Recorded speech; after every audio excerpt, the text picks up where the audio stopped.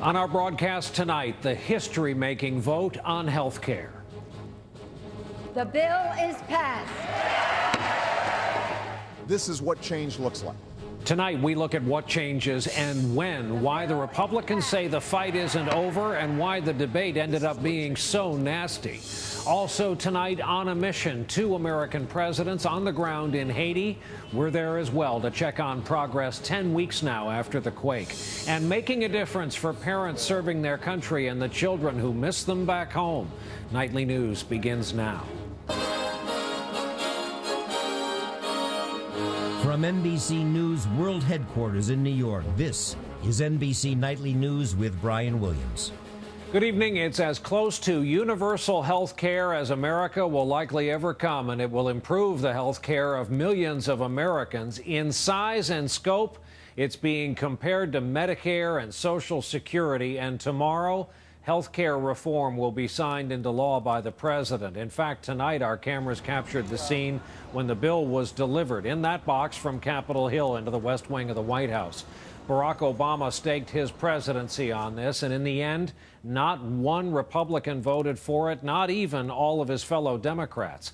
Some Republicans say they will not forgive or forget how this happened. They will try to repeal it. They're vowing to defeat many of those yes votes at the polls in November. Tonight here, we'll look at what happened, what it means, and when, at what cost, and what happened in the debate to make it take such a visibly nasty turn. Our team here is in place, beginning with White House correspondent Savannah Guthrie to start us off this evening. Savannah, good evening. Good evening, Brian. The health care fight is not quite over, but Democrats are celebrating like it is. The bill's passage in the House was a huge, maybe definitive step in this process, a long and tumultuous fight over health care. The day after, Democrats were basking in their victory, with fanfare signing the bill that will be sent to the president tomorrow. The culmination of the epic 14-month fight over health care came late in the night. On this vote, the yeas are 220, the nays are 211. The bill is passed. From the Roosevelt Room of the White House, the president was watching with staff, then addressed the nation at 11:46 p.m. We proved that this government, a government of the people and by the people, still works for the people. The vote capped a weekend of high drama. Outside the Capitol, hundreds of protesters. Speaker Nancy Pelosi and House leaders staging an impromptu walk across the Capitol among the throngs, while inside, a last-minute deal with a band of holdout anti-abortion Democrats clinched the vote. So I'm pleased to announce that we have an agreement. The president promised to issue an executive order to make clear the bill will not allow federal funding for abortion. Gentleman's time has expired. Well, Mr. Speaker, the gentleman's time has expired. Mr. Speaker, I note that the House is not in order. time. My time has expired. The 10 hours of House debate was at times unruly. Lawmakers' final arguments high on passion. Can you say it was done openly? With transparency and accountability? Without backroom deals and struck behind closed doors? Hidden from the people? Hell no, you can't! Democrats worked to place the vote among the nation's legislative landmarks, civil rights, Social Security, the speaker clutching the gavel used at the passage of Medicare. Answer the spirit of history and pass health care. Give the American people a victory. Give health care a chance. Well, the president will sign the bill tomorrow, then travel to Iowa on Thursday for a rally to sell it. And tonight, the president's top political advisor, David Axelrod, said the president was actually more excited last night than on his own election night. Brian. Savannah Guthrie on this day after at the White House, starting us off. Savannah, thanks. Of course, our own Kelly O'Donnell's been following this bill every step of the way. She's on the Hill tonight to tell us about that next step. Kelly, for those who somehow thought last night's vote seemed final, for those who keep hearing about an effort to revise this, what's going on there now? Well, senators will fight once more, Brian, because the president can sign the bill. He can go out and sell it, but that doesn't mean it's actually over. Why? House Democrats did a lot of rewriting on the health reforms that were just passed, and so the Senate must approve those for them to take effect. This is called reconciliation. Senate Republicans have a strategy to try to strip out whole sections of the bill, and they can offer dozens of amendments, even some appealing to Democrats. If they succeed even once, it goes back to the House for another vote. Democrats will try to shut that down. So how likely is that? Reconciliation has been used 22 times. 21 times it has gone back to the House for another vote. So let history be a guide. Brian? All right, Kelly O'Donnell will stay tuned to the action on Capitol Hill. And all of this has certainly provided a lot of drama, but a lot of Americans woke up this morning trying to figure out how this affects them, how it will work when it comes to adults, children, family budgets, and what it all means for people with and without health insurance right now. Our own Tom Costello has been looking at those numbers all day. He's with us from our Washington newsroom. Tom, good evening. Hi, Brian. Under the plan, we will see some action within months, including a new high-risk insurance pool for the uninsured with medical problems, and also a requirement that insurers must, in fact, cover preventive services and immunizations. Other changes will roll out over the coming years. Once the bill becomes law, Democrats promise this bill does little to deal with skyrocketing health care costs now, and a new federal regulator is supposed to be empowered to block excessive premium hikes, though there are many questions about how effective that will be. Brian? Tom Costello looking at all the rules and numbers this day after. Tom, thanks for that. And now to how health care reform will start to change health care as it's practiced every day in every city and town in this country. Our own Robert Bazell spent the day at a hospital in Columbus, Ohio, in part to see what's about to change. Today was a normal, busy day at Ohio State University Medical Center, where at least 1 in 10 patients has no health insurance. Magali Bustamante just gave birth to Joshua Alexander. He is beautiful. But she is leaving the hospital almost immediately. By the way, there's much more information on this health care bill, what's in it, and importantly, how Americans are reacting to it. It's all on our website, nightly.msnbc.com. Starting with those town hall meetings this past summer, right on up to the moment of the final vote last night.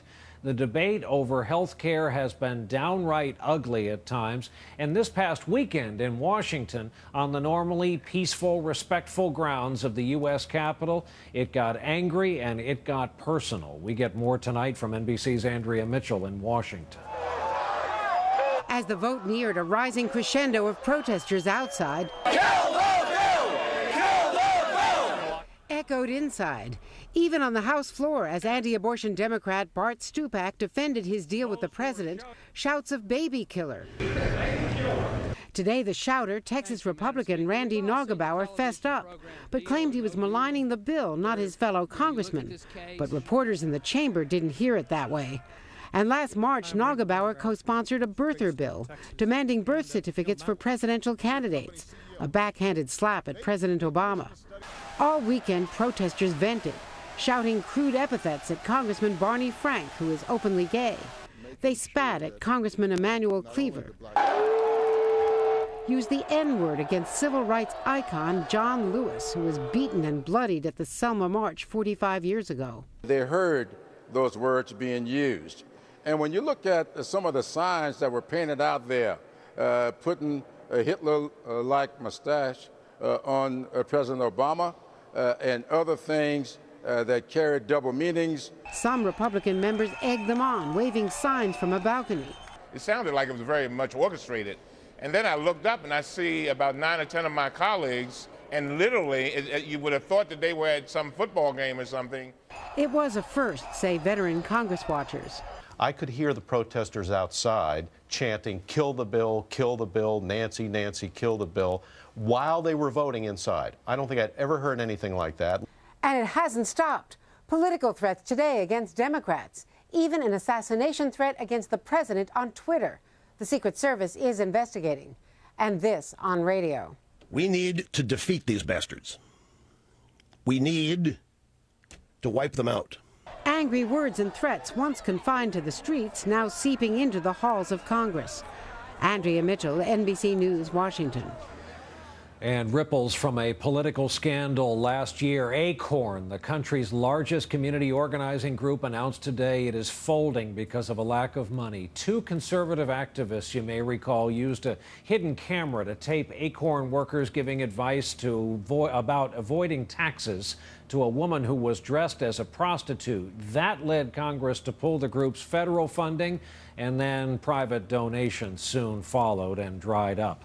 We'll move on to the day's other news when we come back, including two American presidents in Haiti and what they found during their trip. And later, when Daddy can read a bedtime story to the kids, even though he's on a ship far from home, making a difference for a lot of American military families. Sadie and Charlotte, I hope this... Getting ready. We're back. We have an update tonight on the continuing crisis in Haiti, devastated by that massive earthquake 10 weeks ago tomorrow. Today, two former U.S. presidents visited there to check in on the relief effort, and our chief medical editor, Dr. Nancy Snyderman, is there. The two former presidents came for a first-hand look. But one of the first things they saw were protesters outside the presidential palace who were clearly frustrated with the pace of recovery. It was President George Bush's first trip ever to Haiti, but he said he and President Clinton are in it for the long haul. Our mission is to help fill the gaps of human needs. So far, their fundraising efforts have added up to $37 million. Our fund was established to do what we could to help in the short run, but to concentrate on Haiti's long-term economic development. 2 months after the earthquake, these once empty streets are starting to show some life again. But the country is still hurting, and the real road to economic recovery is going to be long and hard. The president saw that when they visited the tent city across the street from the presidential palace. Now home to 60,000 people, this had been one of the most beautiful parks in the city. We have seen the Haitian people over and over again talk about hope, this deep sense of national pride and hope. Do you have the same? You do? I believe in the decency of humanity. I believe there's no circumstance that will wipe out hope. The question is whether the plan, the government, the world community come together to make hope a reality. The two presidents met with Haitian President Preval as well. On the agenda, trying to make sure all the aid efforts are coordinated with foreign investment to get people back to work. I've been coming here for 35 years. This country has the best chance to escape its past it has ever had. A chance and a long-term commitment that these two former presidents won't forget Haiti. Dr. Nancy Snyderman, NBC News, Port-au-Prince. When we come back, fire and ice and a warning about what might happen next.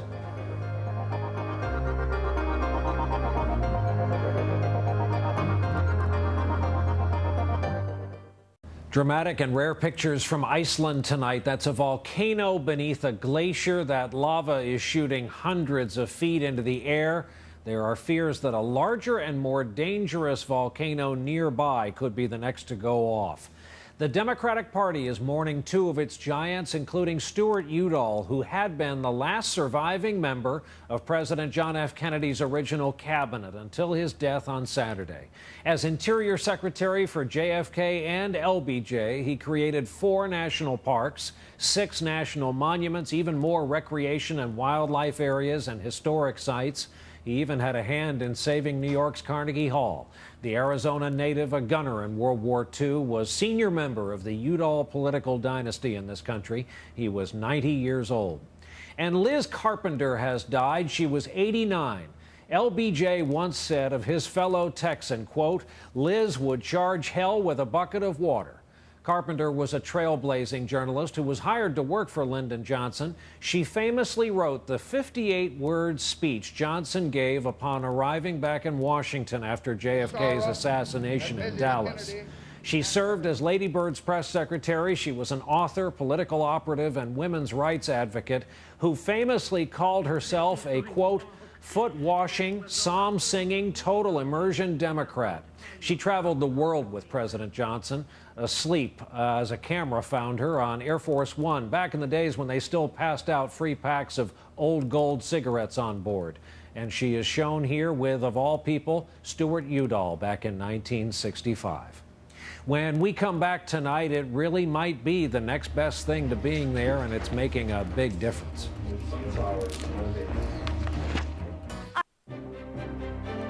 Making a Difference. Brought to you by Avodart. We're back with our Making a Difference report tonight, and if you've raised little ones, then you know there's no substitute for reading a book before they drift off for the night, but there is something that comes close for those parents who can't be close to their children because they're serving their country overseas. NBC's Roger O'Neill has our report from Norfolk, Virginia. Daddy's still not home. What is it? From who? Reading. Roger O'Neill, NBC News, Norfolk. That's our broadcast for this Monday night. Thank you, as always, for being here with us as we start off a new week. I'm Brian Williams. We hope to see you right back here tomorrow evening. Good night.